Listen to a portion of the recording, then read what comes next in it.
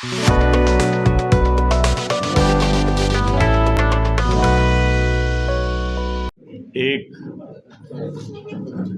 भारत के राजनीतिक इतिहास में इसके पहले कभी नहीं हुआ था कि किसी राष्ट्रीय दल का अध्यक्ष, पूर्व अध्यक्ष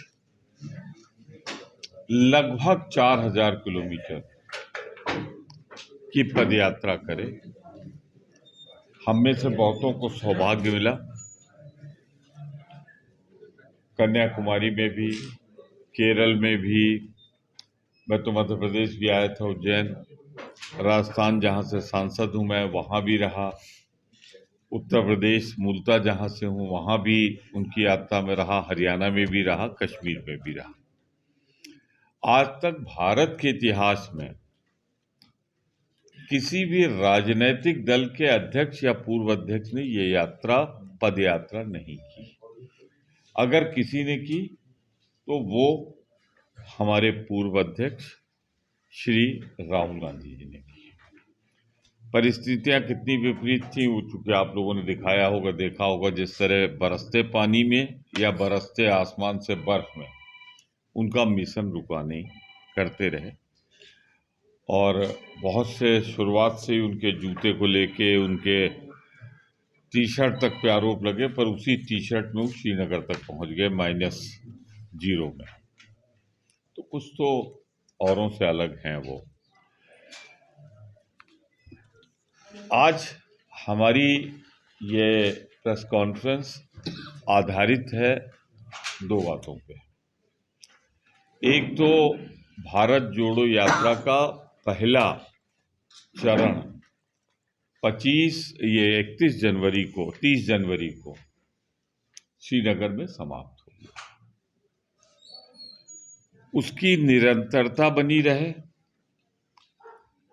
जिस उद्देश्य से निकली है उस उद्देश्य पे कांग्रेस जन प्रयास करते रहे। इसीलिए अब एक इसी से जुड़ी हुई, इसी की निरंतरता शब्द जब मैंने इस्तेमाल किया है तो उसी यात्रा का आप कह सकते हैं ये बढ़ रही आगे, हाथ से हाथ जोड़ो अभियान। हाथ से हाथ जोड़ो अभियान, इसका ही मतलब नहीं कि ऐसे हाथ जोड़ लो।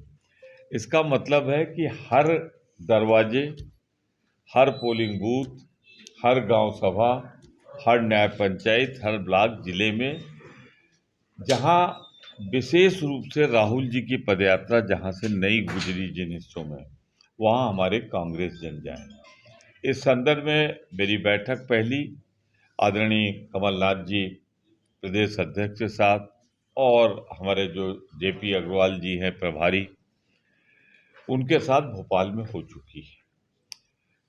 मुझे प्रसन्नता है इस बात की कि बहुत सी जगहों पर इस यात्रा का जो उद्देश्य है और जो मंतव्य था या जो बैठक में हम लोगों ने तय किया था वो प्रारंभ हो गया। और 26 जनवरी को कमलनाथ जी ने बगल के एक गांव में झंडारोहण करके इस यात्रा की शुरुआत भी कर दी थी।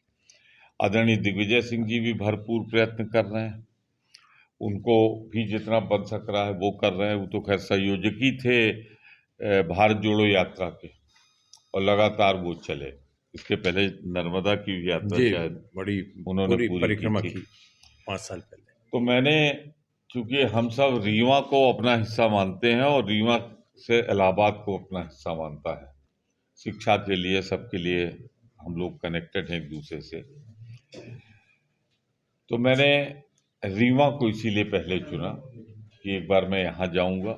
इस सिलसिले में अपने साथियों से जो कांग्रेस जन, इनसे वार्ता करूँगा, समझूंगा सबकी इस यात्रा को कैसे सफल बनाया जाए, इस पर प्रयास करूंगा।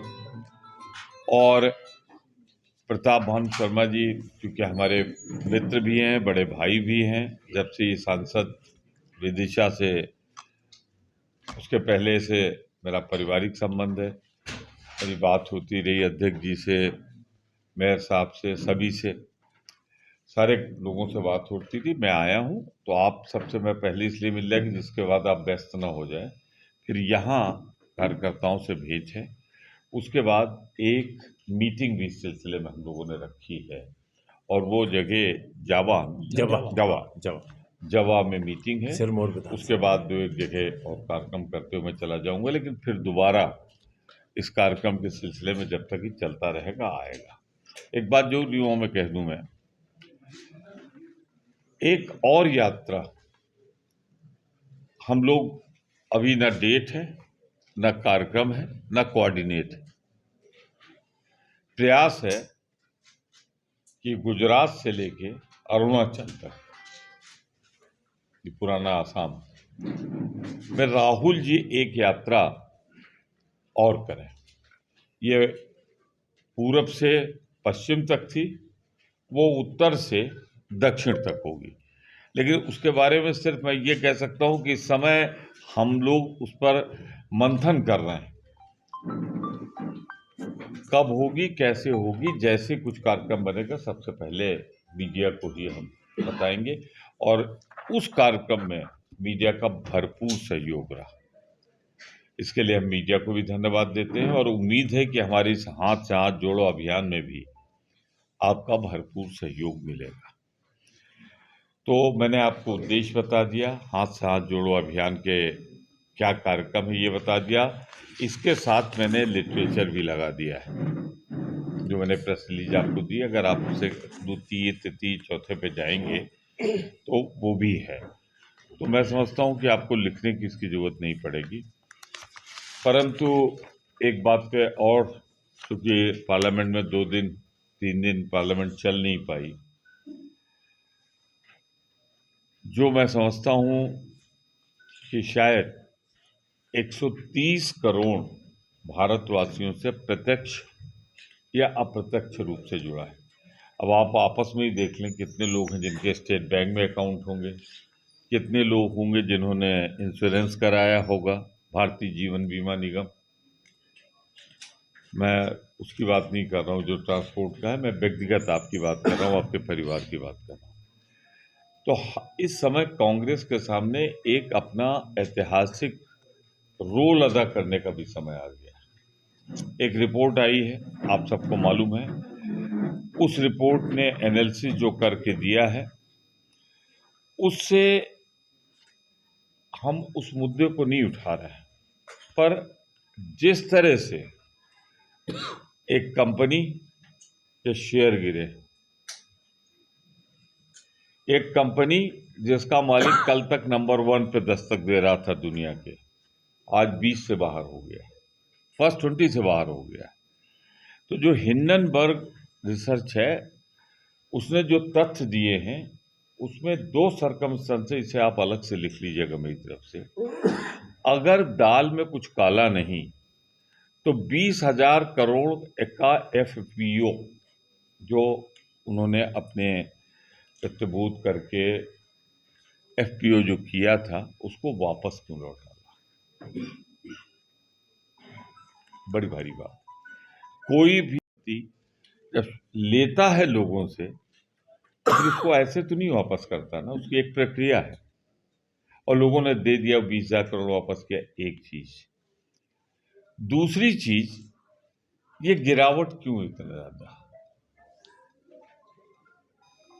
और तीसरी चीज, हम बार बार साफ कर दें कि हमारी चिंता है 130 करोड़ भारतवासियों की, क्योंकि स्टेट बैंक से और जीवन बीमा निगम से दोनों जुड़े हैं आप लोग, सब लोग, हम लोग, मैं तो जुड़ा हूं, अभी मेरे भी ख्याल जुड़े में हैं, स्टेट सभी बैंक से इसमें जीवन होंगे। बीमा से। तो आपकी चिंता कांग्रेस को है, 30 करोड़ भारतवासियों की चिंता आपको है। हम क्या कह रहे हैं उसे? ये नहीं कह रहे हैं कि आप इनको, अडानी जी को लाइए और किसी चौराहे पर फांसी दे दीजिए, हम नहीं कह रहे हैं। हम कह रहे हैं जब दुनिया में, ढाका में उथल पुथल हो गई इसी को लेकर, दूसरे देशों में उथल पुथल हो गई इसी को लेकर, तो जांच कराइए। कोई ऐसी जांच भी हम नहीं मांग रहे हैं जो कभी ना हुई हो। जेपीसी तो मेरे ख्याल के कई बार हुई होगी। और जेपीसी में होता क्या है, मैं उसकी रूपरेखा बता दूं आपको। सदस्यों के पार्टी के अनुपात में सदस्य निर्धारित हो जाते हैं, 20, 25, 30। तो उसमें भाजपा का बहुमत होगा, एक चीज।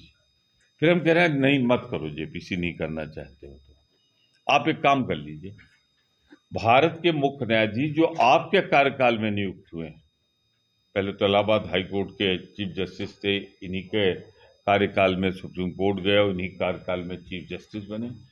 वो अनुश्रवण करें, वो इस पे नज़र रखें, मॉनिटरिंग करें, और ये जो आरोप उभर कर पूरे देश और दुनिया में आए हैं, इसकी जांच हो जाए। तो जांच की मांग कर रहे, इससे ज़्यादा कुछ मांग ही नहीं रहे। जांच में अगर कोई बात उभरे तो फिर 130 करोड़ भारतवासियों का हित के लिए ये लड़ाई हम सदन में भी लड़ेंगे और सदन के अलावा सड़क पर भी लड़ेंगे।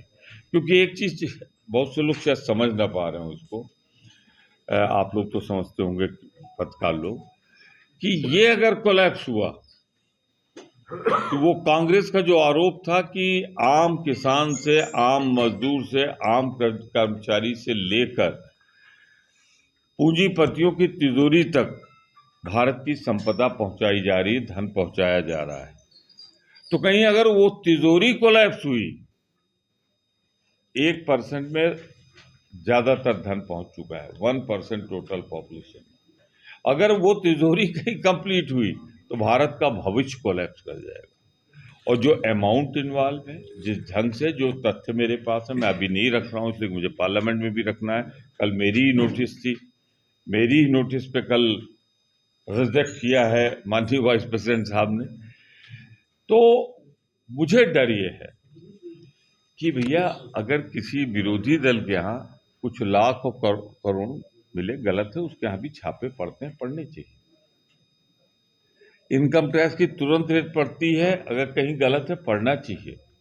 ईडी सोती नहीं, दिन रात लग जाती है। स्पेशल फ्रॉड, सीबीआई, सब लग जाते हैं। तो ये स्टेट बैंक का और इंश्योरेंस का पैसा भारत की जनता का इतना बड़ा साइफन ऑफ हुआ, और ये सारी एजेंसी सो रही थी। मेरा कहना है ये एजेंसियां सो नहीं रही थी, इन एजेंसियों को निस्तेज कर दिया गया था। इन एजेंसियों को ये डायरेक्शन था कि जो करें अडानी साहब वही देश का कानून है। तो ये एक बहुत गंभीर मसला है, और इसीलिए मैं कहता हूं ये 10-20 साल, 25 साल या मोदी गवर्नमेंट के 8 साल 9 साल का नहीं है, ये इस शताब्दी का, इस सेंचुरी का, उसके पहले तो शायद ही हुआ हो सकता है इतिहास की सबसे बड़ी घोटाला हो, और मैं इसे घोटाला नहीं मानता। मेरा आरोप है कि ये इस भारत के अर्थव्यवस्था के इतिहास की सबसे बड़ी जनता के पैसे पर डकैती। मेरे पास आधार है, मेरे पास सबूत है, जिन्हें मैं पार्लियामेंट में रखूंगा। अभी तो हम सिर्फ एक डिमांड कर रहे हैं कि भैया चर्चा तो हो। पार्लियामेंट किस लिए बनी? रूल 267 किस लिए बना है? रूल 267 या तो निकाल दो किताब से, हम दूसरे किसी रूल में मांगे, और अगर किताब में है तो हम मांगेंगे। ये हम समझते हैं, ज्यादा अनुभव है इनका लोकसभा में। तो हम अभी कुछ नहीं मांग रहे, हम सिर्फ चर्चा मांग रहे हैं, जांच मांग रहे हैं। क्या चीफ जस्टिस ऑफ इंडिया विपक्ष का तो नहीं है ना? जेपीसी विपक्ष की तो नहीं है ना? हम तो एक ऐसी जांच मांग रहे हैं जहां आपकी बराबर की भागीदारी है। तो आप जांच से घबरा क्यों रहे हो? और जितना ही घबरा रहे हो उतना ही लग रहा है कुछ मामला गड़बड़। तो लोग कहते हैं दाल में काला, यहाँ तो पूरी दाल की दाल ही काली नजर आ रही है। तो मैंने कुछ तथ्य रख दिए। मैं विनम्र आग्रह और अनुरोध है कि अगर इन्हीं दो बिंदुओं पर हम सीमित रहें तो हम जिस उद्देश्य से आए, हाथ से हाथ जोड़ो अभियान पे, उस पर हम कामयाब होंगे। वो हमारी प्रेस कॉन्फ्रेंस वहाँ रहेगी नहीं, पता लगे कल जब मैं पढ़ूँ आप सबको तो वो गायब हो जाए और दूसरे मुद्दे रहेंगे। तो मेरा एक विनम्र आग्रह और अनुरोध ही हो सकता है कि यही 2 तक सीमित रखें। इनमें जितना पूछना हो सप्लीमेंट्री, यू आर वेलकम, आपका स्वागत।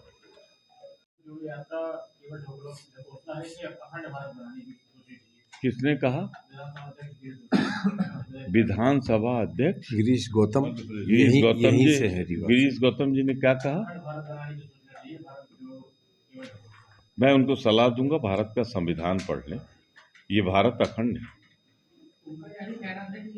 एक लेट मी कंप्लीट। हम जरा स्लो वाले विद्यार्थी, बहुत अच्छे विद्यार्थी नहीं है, तो मुझे उत्तर देने में समय लगता है। तो मैं सिर्फ इतना कह रहा हूं मेरे भैया कि ये भारत तो अखंड है ही है। जो कुछ भी हिस्सा टूटा है मोदी जी के शासनकाल में, जो लद्दाख में टूटा है, उसको भी लाने का, अब हमें अगर जवानों को राजनीतिक इच्छा शक्ति निर्देश मिल जाए तो वो भी भारत में लौट आए। बांग्लादेश तो मोदी जी ने नहीं तोड़ा है। हाँ, बांग्लादेश को मोदी जी ने नहीं तोड़ा है। उनका ये कहना है कि वहाँ तक अखंड भारत जितना है आप बिल्कुल इर्रेगुलर सवाल पूछ रहे हैं। I am so sorry sir. एक मिनट। बांग्लादेश ईस्ट पाकिस्तान था, हिंदुस्तान का हिस्सा नहीं था। बांग्लादेश या पाकिस्तान कुछ भी अगर अब भैया देखो यार, अभी तो मतलब अब कभी कभी सवाल ही बोलने लगते हैं कि आप क्या चाहते हैं। मेरी बात सुनिए, आपने अभी बांग्लादेश कहा था, अब फिर पाकिस्तान पे आ जाएंगे, फिर ईस्ट जर्मनी और वेस्ट जर्मनी चले जाएंगे। आपको एक सवाल नहीं, सुनिए बस, अब बस करिए। 2 सवाल आपको मैंने परमिट किया, मुझे और लोगों को जवाब सर, एक बहुत बड़ा क्राइसिस है, देश महसूस कर पा रहा है। अडानी का जो स्टेटमेंट आया, तमाम चीजें सरेंडर करने की बात है। आपने कहा कि सदन है जहां पे हम चीजें डिस्कस कर पाए, हम अपना ऑब्जेक्शन तो रख पाए, लेकिन वहां पर भी चीजें वो नहीं हो पा रही। कांग्रेस पार्टी का नेक्स्ट स्टैंड क्या होगा? क्योंकि सदन में अगर बहस नहीं होगी तो किसी मुद्दे पे बात नहीं हो पाएगी, अगर बात नहीं हो पाएगी तो चीजें कहां बढ़ पाएंगी? देखिए, अभी तो सिर्फ 2 दिन बीते हैं इस मुद्दे को उठाए हुए।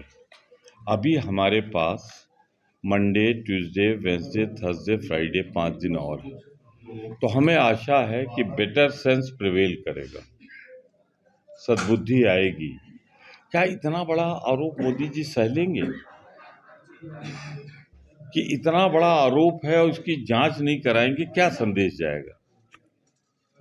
तो इसकी जांच में क्या दिक्कत है? जेपीसी में, और अभी उसकी जांच हुई थी जेपीसी से, वो क्या टेलीफोन वाला 2G 3G वाले में हुआ था? 3G वाले में, वॉफर्स में भी तो हुआ था? उसमें तो Joint में 1,60,000 करोड़ इन्वॉल्व था, जांच पे 0 पे आया। इसमें तो भैया मैं सिफर लिखते लिखते थक जाऊंगा, 0 लिखते लिखते, और आप पढ़ते पढ़ते थक जाएंगे। इसमें तो भारत की पूरी अर्थव्यवस्था इन्वॉल्व है कि एक आदमी जो कल तक दुनिया का नंबर 1 था, 20 से बाहर हो गया, तो 20 लाख करोड़ इन्वॉल्व है कि 30 लाख करोड़ इन्वॉल्व है कि 50 लाख करोड़ इन्वॉल्व है, इसके अमाउंट का तो अभी हम भी नहीं कह सकते, जिसने इस विषय पे बहुत अध्ययन किया है। तो इतने बड़े पे अगर जेपीसी तो मांग रहे हैं, हम ये तो नहीं कह रहे हैं कि मुकदमा तुरंत कायम कर दो, बहुत बढ़िया। हम ये भी नहीं कह रहे हैं कि आप जो है मुकदमा कायम, हम तो पिटीशन की बात कर रहे हैं। पर इतने बड़े अमाउंट पे अगर विपक्ष मांग ना करे तो मैं कहूँगा वो ईमानदार विपक्ष नहीं है, बिका हुआ विपक्ष। लेकिन सांसद जी हाँ। अभी इसी भारत देश के अंदर आपने देखा है सांसद जी, हाँ, इसी भारत देश के अंदर आपने देखा है किसान आंदोलन कितना लंबा चला। आपने जो कहा कि मोदी जी क्या इसको बर्दाश्त कर पाएंगे, इतना लंबा आंदोलन चला देश के अंदर, शायद देश के इतिहास में पहला आंदोलन था जो इतनी संख्या में और इतना लंबा चला, और इतने लोग लेकिन मारे गए। इसके बावजूद सरकार की सेहत में कोई अंतर नहीं आया। जब चुनाव नजदीक आया तो चुनाव से भयभीत होकर के उन्होंने जो है तो कुछ संशोधन कर दिए, ठीक है, लेकिन क्या उतना वापस ले, I want to correct. Please, मैं ये बोल रहा हूँ कि क्या उस लेवल का आंदोलन आप करने के लिए सक्षम हैं किसानों के लेवल का? फर्स्ट तो I want to correct you, मैं आपको सही करना चाहता हूँ, उसमें संशोधन नहीं हुआ था भैया। जो मतलब जो कुछ भी किसानों को संतुष्ट करने के लिए सवाल आप पूछे, जवाब मुझे देने दीजिए। तीनों जो काले बिल थे, मैं बहुत धन्यवाद दे रहा हूँ, आपने मेरे उत्तर को सरल कर दिया। तीनों काले कानून मोदी ने तो वापस लिए, ठीक है ना? तो मुझे लगता है कि एक आंदोलन के बाद तीनों काले कानून उन्होंने वापस किए जो किसानों का मुद्दा था, तो इसमें क्यों नहीं करेंगे वो? नहीं, उसमें कितने किसानों की शहादत, कितने किसानों की शहादत चली गई, हो सकता है इसमें भी हो। वही तो हम लोग पूछ रहे हैं। उनका सवाल यही था आप कि मैंने एक वाक्य कहा था, उस वाक्य को दोहरा देता हूँ और वो कंप्लीट आंसर होगा। सदन से सड़क तक शांतिपूर्वक अहिंसात्मक संघर्ष करेंगे, और संघर्ष की रूपरेखा समय के अनुसार बदलती रहेगी, लेकिन भारत को बचाने के लिए, भारत की अर्थव्यवस्था को बचाने के लिए कांग्रेस पार्टी और सारे सहयोगी दल, कभी किसान वाले आंदोलन में इतने दल एक साथ नहीं आए थे, कल की प्रेस कॉन्फ्रेंस मुझे ही करनी पड़ी। खड़गे साहब और जयराम रमेश ने कहा कि सारे नेताओं के साथ आप कर दीजिए, कल चला है वो। तो मैं ये कह रहा हूँ कि इतने सारे दलों के नेता तो इसके पहले कभी नहीं खड़े हुए थे। अगर ये लोग खड़े हुए तो ये भी तो महत्व समझ रहे हैं, सब राजनीतिक लोग हैं, परिपक्व लोग हैं, संसद में बैठे लोग हैं, पार्टियां हैं ये। तो अगर सबने हाथ मिला लिया है तो हमारा हाथ से हाथ जोड़ो यहाँ भी चल रहा है और हाथ से हाथ जोड़ो सदन के अंदर भी चल रहा है।